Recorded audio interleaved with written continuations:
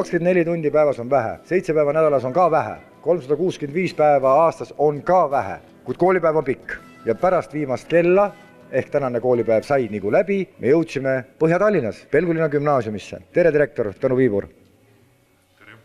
Kas oskad nüüd öelda, mida sinu lapsed teevad siis, kui koolipäev on lõppenud ja järgmine koolipäev pole veel alanud? Kas sa tead, mida nad teevad? Ma ei oska täpselt öelda, mida nad teevad, sellepärast et nendel ei ole andurid peal, aga ma enam-vähem umbes kujutan ette, mida nad teevad, ehk nad rakendavad koolis saadud kasvatuspõhimõtteid igapäevasesse ellu. Kogu selle nii-öelda saadud kõigepealt perest ja hiljem ka koolist saadud kasvatuse elavad nemad siis igapäevases eluvõtmes välja ja teine asi, millega me saame teada, mida lapsed teevad, on see, et nad jätavad tihti peale endast jälje maha sotsiaalmeediasse ja sealt me siis tagantjärgi vaatame, millega nad on üldjuhul tegelenud. Kui pikk sinu tööpäev on? Ikka 7x24, et koolitunnid saavad läbi ja mis pärast koolitunde järgmise päeva esimese tunnini toimub? Koolis läheb töö ikka edasi kella 9-ni. Kella 9 õhtul me paneme uksed kinni ja kõik nii-öelda ruumid, mida saab välja rentida, saalid ja mõned ka klassiruumid on siis töös iga päev. Vanemate poolt on ikkagi huvi, et õpilased oleksid koolis nii kaua, kuni nemad on tööl. Ja selleks on meil ka pikapäevarühm, mis siis see aasta on suurem, mis on ka tasuline nii-öelda huviring, kui seda võtta huviringina. Seal on meil see aasta 2 õpetajat. Ehk siis õpilasi on kuskil 40 ringis, kes käivad pikapäevarühmas siis iga päev 1. kuni 4. klassini. Ja kui nad siis pikapäevarühmas ei ole, siis nad on meil huviringides, spordiringid, maleringid, nüüd alustame sel aastal ka robootikaringidega, loomulikult ka kunstiringid. No olgu, me oleme pannud 8 tundi päevas julmalt tööd, eks ole, näiteks. No minul on vedanud, sinul on ka vedanud, me tegeleme hobiga, mitte ei käi tööl, aga kui käid tööl, liini tööl, no mida põrgut sa veel tahad teha pärast seda, kui sa liini töölt tuled, aga lapsed panevad ju päeval 8-9 tundi õppetööd. No vaat see õppetöö asi tuleks terves Eestis natukene põhjalikumalt ringi mõelda, ehk see õppetöö on, ta ei peaks olema niivõrd hirmus rügamine, kuivõrd asjade läbi mõtlemine. Ja mõtlemine on teadupoolest kurnav tegevus, kui päriselt ka mõelda.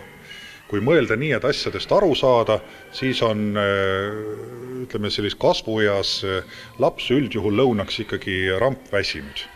Nüüd, kui ta peaks peale tunde hakkama veel mingisugust tööd tegema või millegiga põhjalikumalt tegelema, siis ta ei suuda teha mõistlikult, mõtestatult seda tööd, vaid ta ilmselgelt peab tegema midagi siis väga lihtsat, ainult füüsilist, üldse mitte mõtlema. Me oleme proovinud, et igal lapsel oleks midagi teha siin koolis. Ja siis nad ongi siin 4-5 ikkagist, ja kui on siis veel teised ringid, nagu mu oma lastel on, siis me sinna läheme veel kell 6, kell 7 õhtul. 27 tasuta huviringi on päris palju, et ma võtan ka nimekirja ette ja vaatan, mis meil on. Et me oleme ka Haridusameti käest kiita saanud, et meil on väga palju, väga suur valikring ja palju tasuta ringi.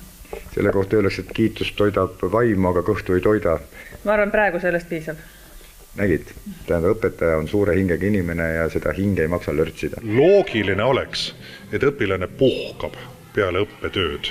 Ja see puhkus ei ole mitte, ütleme, lapse vanemad või teised osapooled ei pea võtma seda nüüd, et nüüd ta logeleb kuidagi, vaid ta peabki puhkama selleks, et tal järgmisel päeval oleks see samane õppetöö võimalikult efektiivne, et see ei oleks selline nii ja naa ära tehtud õppetöö, vaid see oleks efektiivne. See on sama skeem, mille alusel ülejäänud maailma rikastes riikides inimesed teenivad miljoneid.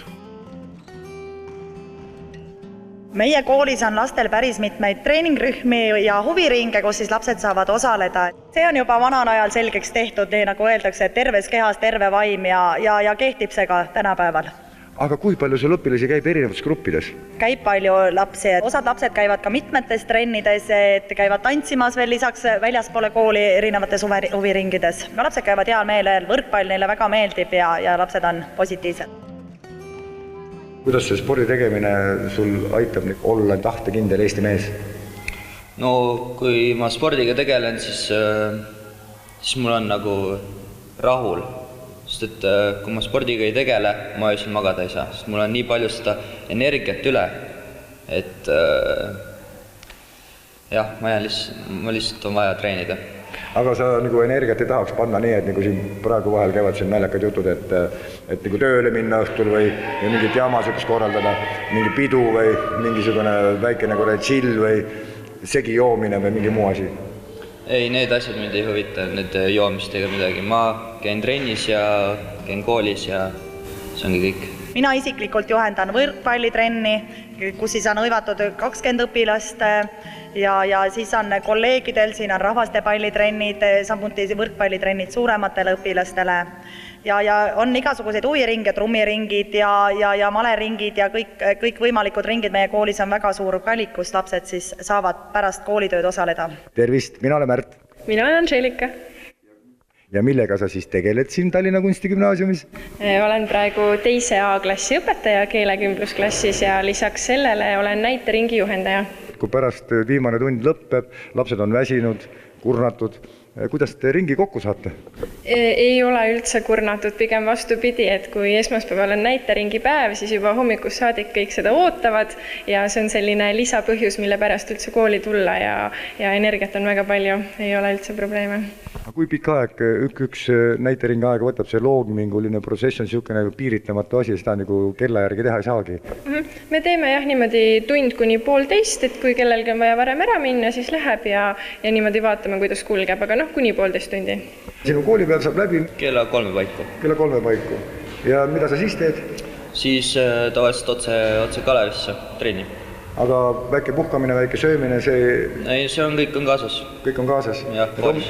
Hommikul pakid söögi kaasa, trollis sööd ja siis trenni ja mitu tundi? 2, vahel 2,5. Ja kuidas sul see hinnetega lood on, kuidas sinu tunnustatakse sinu tööd? No head praegu 10. klassis on nagu... See tähendab seda, et 3, 4, 5? 3, 4, 5, jah. Kuidas need õpitulemused on? Nad ju kulutavad oma õppeaega nagu hoopis mingi muu tegevuse peale? No ei üldse mitte, pigem ikka toetav selline roll, et ka need poisid, kes võib-olla eesti keele tunnis ei õpi luuletust pähe ja ei ole väga aktiivsed, siis näiteringis näidendisõnad on peas ja teevad kaasa ja õpivad keelt ja kõike. Et absoluutselt toetab, mitte ei pärsi mitte kuidagi.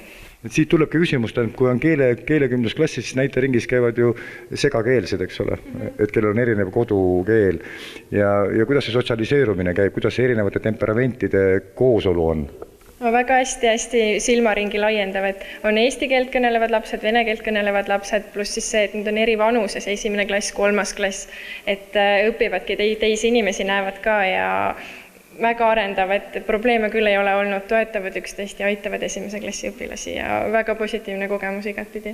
See tähendab, et 3. klassi õpilane nagu tirib 1. klassi oma kaasa ja õpetab ja näitab ette, kuidas asju teha? Jaa, just nii ongi.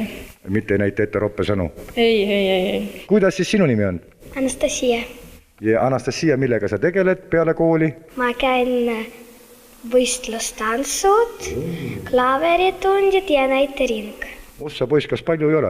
Ei. Ja kuidas sa jõuad? Jõuan. Aga kas sa siis pärast õppida ka veel jõuad? Jaa.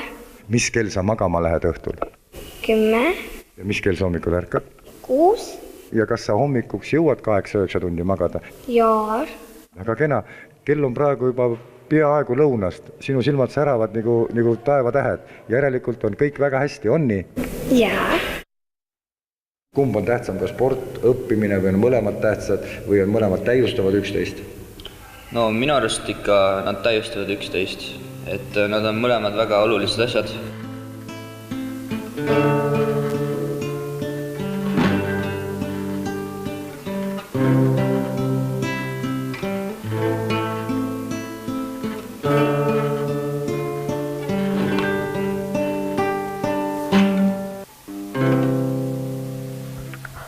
Nüüd me oleme siis salakambris ehk nõiaköögis ehk muusikaklassi taga ruumis ja oleme kitarri tunnis, nagu võib öelda.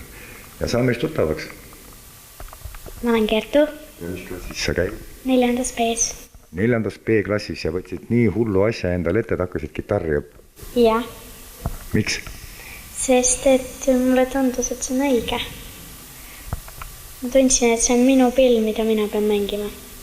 Kas sa oled nagu pilliga vaikselt juba hakanud kokku ka kasvama? Jaa. kas see pill aitab sul endaga rääkida? Jaa, aitab küll. Millega sa veel tegeled? Ma käin sõpradega õues ja mängin lauamänge tavaliselt. Ja palju sa õpid õhtuti järgmiseks päevaks? Tavaliselt päris palju, nii palju kui õppida antakse. Ja kaua sa oma venda kiusad? Umbes 2 tundi. Ja mis kell sa magama lähed, et hommikul olla ilus viks ja voks ja säravate silmadega? Kell 11. Kell 11. Ja mis kell sa tõused? Kell 6:45. Sa vaata kui täpselt. Kes su kitarriõpetaja on? Sina. Aitäh!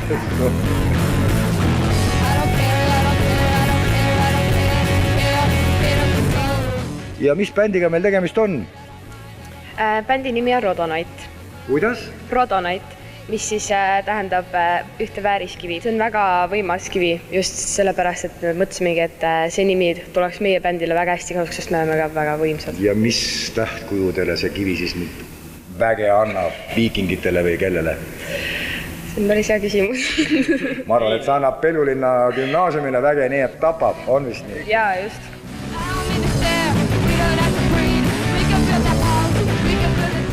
Kui palju teie elust võtab teil bänd aega? Palju. Mis see palju on? 1-2 tundi? Ütleme 2 tundi tavaliselt. No 2 tunniga sa õpid helistike järjestikku ära? Jah, seda ka, aga muid asju jõuab ka. Jõuab ka? Sinul palju läheb? No ka kuskil niimoodi 2-3 tundi nädalas, eks ta selline kanti liigub, et proovis, et kõik lood üle teha ja jah, endal, muidugi enne bändiproovi on vaja kõik ise lood selgeks õppida, see on nagu eraldi 2 tundi. Mis kell sa magama saad? Hilja. Oot, sa pead magama saama, hommikuks sa pead 8 tundi maganud olema. No ei ole. Ei ole. Väga harva.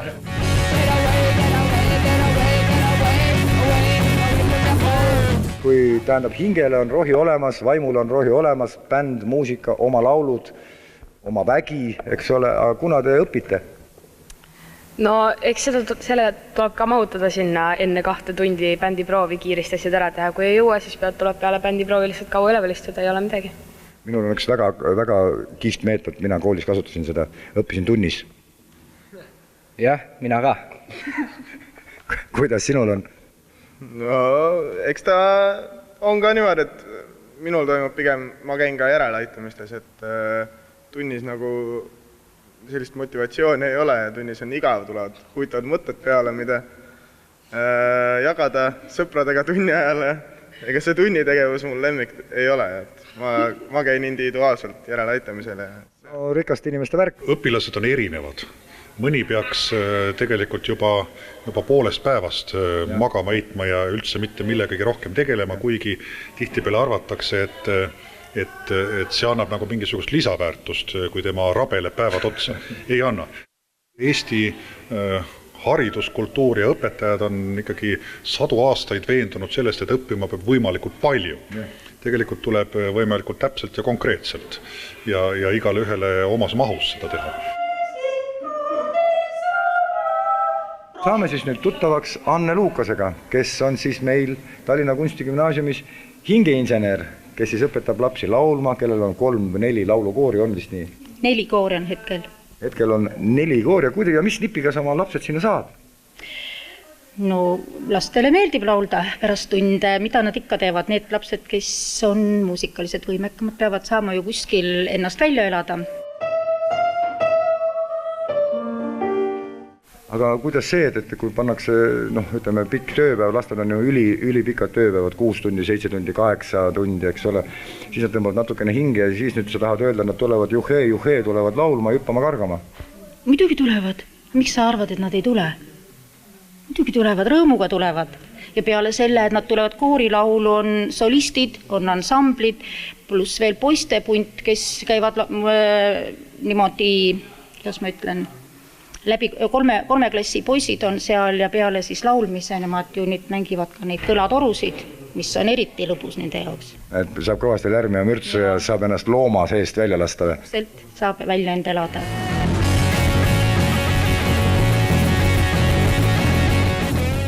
millega sa saad ennast väljendada nii, mida ei ole vahel võimalik ei sõnadega, ei liigutustega teha. Mis see sinul on? Laulmine kindlasti.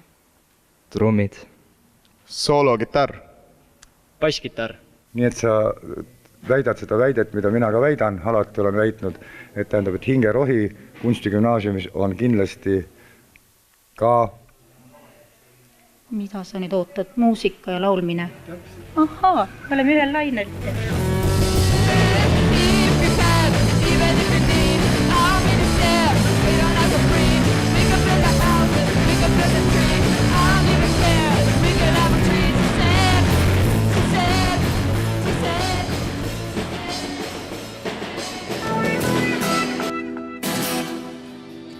Nii, nüüd me oleme siis puitehisturingis Tallinna kunstigümnaasiumis ja saame siis meistriga tuttavaks.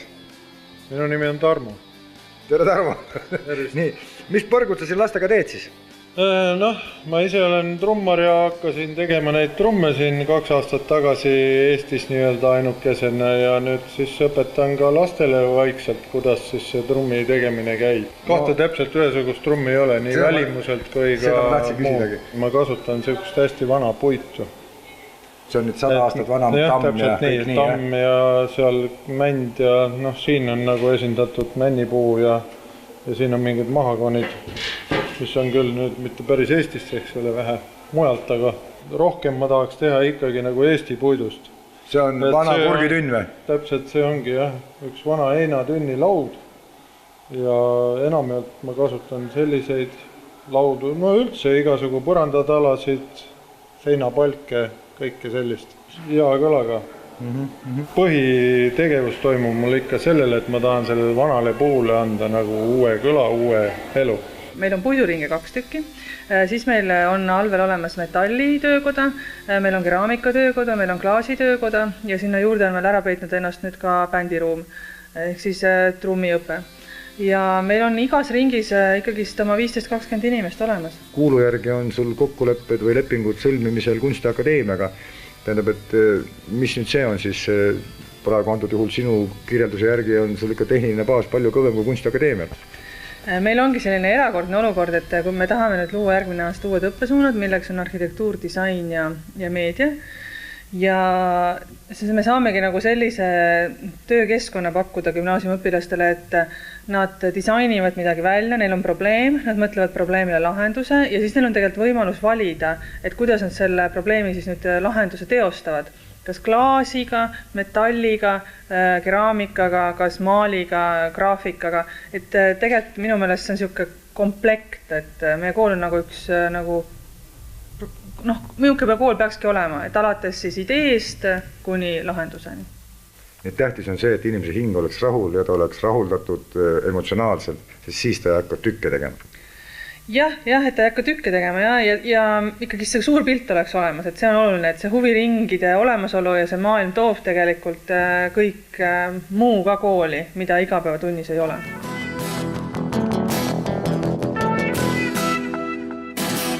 Mis te arvate, kas teie töö on õppimine või midagi muud või äkki räägime hoopis sellest, mida te pärast kooli ehk õppetunde tegelete, millega? Tähendab, et nüüd see aasta ma ei käi tööl, aga eelmine aasta ma käisin tööl.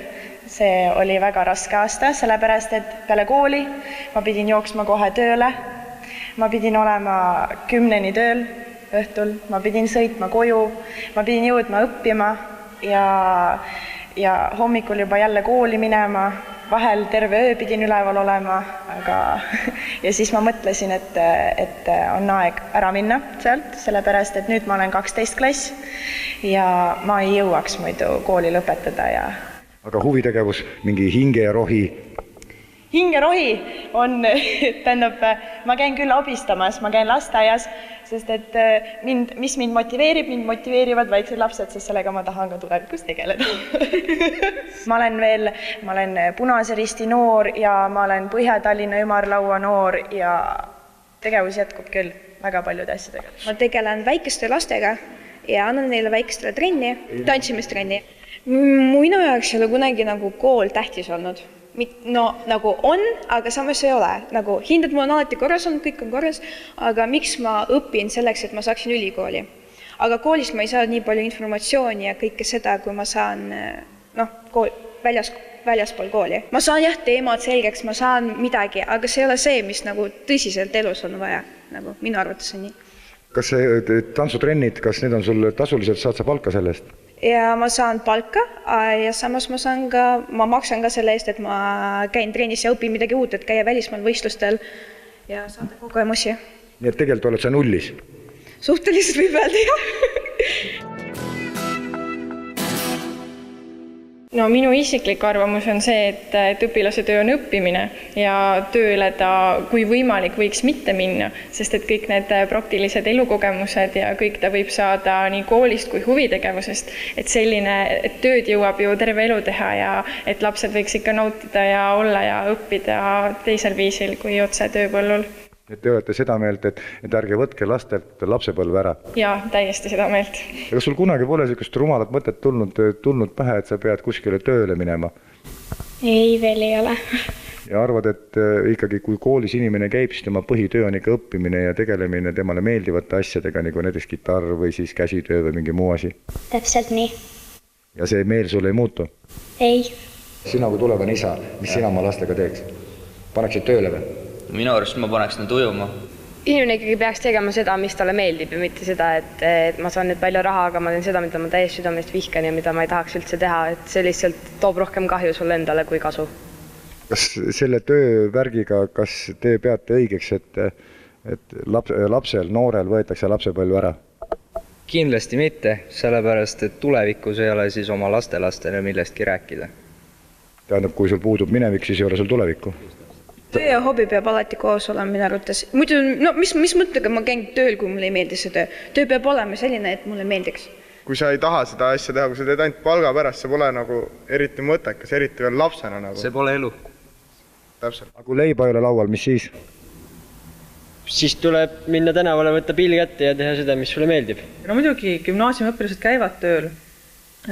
Ma ütlen võib-olla 3–4% nendest, kes käivad, neil on reaalselt vaja käia, sest muidu ei saa vanemad, et reaalselt ongi vaja toitu osta ja maksta korteri eest, aga suuremal osal tegelikult ei ole seda vajadust. Ja mõni on sellest aru saanud, et on lõpetanud töötamise. Aga mina näen, et selleks ei ole aega. Praegu on hästi palju niigi kooli seoses asju vaja teha ja ma ei kujutaks ette, kui ma tööl käiks, siis minust ei jääkski midagi alles lihtsalt. Kas ei ole nagu mingi alternatiivpõhjus, et tähendab tööle minek on reaalelu eest ära jooksmine? Koolielu eest? No jah, võib-olla mõni saabki siis aru, et ma saan raha teenida ka ilma hariduseta ja siis ta jätabki hariduste pooleli, mis on veel kurvem. Sest me ju teame väga hästi, et kui õpilasel on olemas keskharidus, siis tal on kõik teed avatud, aga kui see jääb pooleli, siis nii-öelda sulguvad mitmed teed ja sellest võib-olla inimene saab aru alles, kui ta on 30 või 40. No ongi 2–3 tüüpi vanemaid, keda see huvitab ja keda see ei huvita. Et kui vanemad huvitab tema lapse käekäik ja kui me saame näiteks just gümnaasiumiastmes, põhikooliga on lihtsam, seal vanemad tulevad kaasa ja võtavad tegelevad lapsega ja võtavad siis töölt ära, kui ta tööl käib ja hakkavad teda jälgima ja kontrollima, aga gümnaasiumi õpilasega natuke keerulisem, sest vanem ütlebki, et ta ongi juba nii vana, et tehku, mis tahab. Et ma ütlengi, et kui on lapsevanem, kes hoolib, siis ta saab aru ja ta lõpetab selle lapse tööl käimise ja suunab ta huviringidesse ja kooli ja helistab talle, küsib, kas sa oled koolis või kas sa tööl ei ole, aga kui on lapsevanem, kes on ise hädas, siis see paraku on selline keeruline tee. Praegu on põhimõtteliselt oht see, et lastel võetakse lapsepõlv ära või? Kindlasti on, jah. Kes läheb tööle? Palgatööle, mis sina arvad, kas laps peab pärast koolitööd, pärast oma kihte ringe, pärast oma emotsionaalseid asju minema palgatööle? Aga kui tal on nüüd, 7 tundi ja ta jääb pärast seda siia oma ringitundidesse, 2 tundi on koorilaul, mis ajal ta veel tööle läheb? Ütle mulle seda. No seda peab küsima ministri käest. Et ma arvan, et meie, vähemalt need lapsed, kes mul laulukoorides ja ansamblites käivad, nendele saavad piisavalt end välja elada, et neil ei ole rohkem mingit rakendust enam vaja. No Eesti Vabariigis ei ole olukord nii hull, et lapsed peaksid käima tööl, et neil on nii vähe raha, et nad ei tule muid toime. Nad tahavad käia tööl selleks, et saada rohkem raha. No toetama peavad, ma arvan, ikkagist vanemad ja ei, minu arust lapsed peavad ikka koolis käima ja õppima, see, et nagu tööl käia niimoodi, see ei ole lapse praegu mure. Niikuinii sa töötad ju terve elu, milleks on vaja? Las naudib oma seda... Ärge võtke mult lapsepõlve ära. Ja see nii-öelda raha tagaajamine ajab neid kõigepealt tööle ja lõpuks ka tegelikult seda muud elu elama, alustades ööklubidest, lõpetades kusagil tänaval hängimistega, ehk nad loodavad selle käigus mitte kultuuri nautida, ööklubis head EDM-i kuulata, vaid nad tegelikult tahavad tutvuda vanemate meestega, kellel on rohkem raha. Ehk see kõik käib ikkagi ainult raha pärast. Ükskõik kui viisakalt me seda siin ka nimetame. See samane tänaval hängimine on ka selleks, et äkki tuleb keegi vastu, kellel on midagi, mida pakkuda. Mitte, et arhitektuur Tallinnas on imetlusväärne. On see mõistlik mõte või on see üldse rumala inimese jutt, et tähendab, et kooliperioodil peab pärast tunde tööl käima, et suvepuhkusel palun väga, eks ole, aga kooliperioodil palga pärast. Ei oska öelda, pole kogenud nagu ise, et niimoodi, et käia kuskil tööl ainult palga nimel. Kas sa laadiksid YouTube'i asju üles ja siis ka, kui raha ei saaks? Ikka, et nagu teised... No, nägid sa nüüd, kas sina mõtled selle peale, et juhul, kui bändist on nüüd mingi oskus kätte saadud, minna kõrtsimuusikuks õhtul ja siis hommikul kooli? Mitte päris nii, võib-olla hobi. No kõrtsimuusikas purjus seltsimehed lällavad ja siis sina mängid? Ei, kõrtsi päris ei läheks mängid. Saad 2 sotti öö? Vaat see juba paneks mõtlema. Nägid, 2 sotti on juba siis on kool muutub teisejärguliseks. Ei, mitte päris teisejärguliseks. Me peame ka laste vanematena mõtlema ennekõike selle peale, kui mõistlikult on meie lapse igapäevane aeg jagatud. Ja kui tema väljas kuskil ulgub, siis tuleb ikkagi mõelda, miks ta seda teeb ja kui ta tahab tööle minna, siis tuleb ka mõelda, miks ta seda teeb ehk mida ta tahab saavutada. Kas tal on tõesti raha puudu või tal on ilmtingimata vaja seda veel rohkem? Õppimine on ikka põhitöö, sest see on tohutu töö tegelikult ja sellest piisaks. Ja õppimine teeb sul vundamenti järgnevaks eluks? Teeb küll. Tuleb tunnistada, et ühe kooli piires jäävadki need peale tunde tegevused üsna ühetaolisteks. Ehk on kujunenud kooliti nii-öelda koolkonnad, kus tegeletakse rohkem jalgpalliga, kus rahvatantsu või mille iganes taolisega. Et selle tõttu on nagu tallinlastel lihtsam, et nad saavad valida ka muid huviringe peale tunde enda nii-öelda siis vaimu ergastamiseks. Maapiirkondades on selle võrra oluliselt keerulisem. Mina arvan seda, et kui neil on midagi koolis huvitavat teha, kas või see üks huviring, kuhu ta tahab tulla, kas tal meeldib olla, siis ta ka õppimine paraneb, väljalangevus väheneb koolist, et õpilasel peabki olema see üks asi, mis teda siia kooli toob ja siin hoiab ja kui meie kas või üks huviring on see, siis ma arvan, et tasub hoida kõik need huviringid avatud, mis meil on. See tähendab seda, et kas või üks inimene tahab õppida kosmonaudiks, siis sa õpetad ta kosmonaudiks. Jah, miks mitte? Eesti noorte põhiline probleem selle elu juures on see, et nad elavad oma elu liiga ruttu ära. Nad elavad seda võimalikult kiiresti, võimalikult palju korraga, arvates, et siis nad jõuavad kusagile kiiremini kohale. Ei jõua. Eks nad peaksid mõtlema selle teekonna põhjalikumalt läbi ja selleks enda elu teekonna läbi mõtlemise kohaks ongi kool, haridus ja kõige selle üle mõtlemine. Ja kui nemad seda puhanud ja värske peaga mõtlevad, siis nemad jõuavad veel väga kaugele terve elu jooksul minna. Millega näiteks sina arvad, et kui keegi on mitte just tasemel, millega ta saaks korvata oma puudujäägid? Raske küsimus muusika ja kunstiga võib-olla. Väga täpne vastus, aitäh. Kui õpilane õpib koolis õppima ja õpib enda tööd nii-öelda läbi mõtlema, siis tal on väga lihtne saada tulevases elus miljonäriks.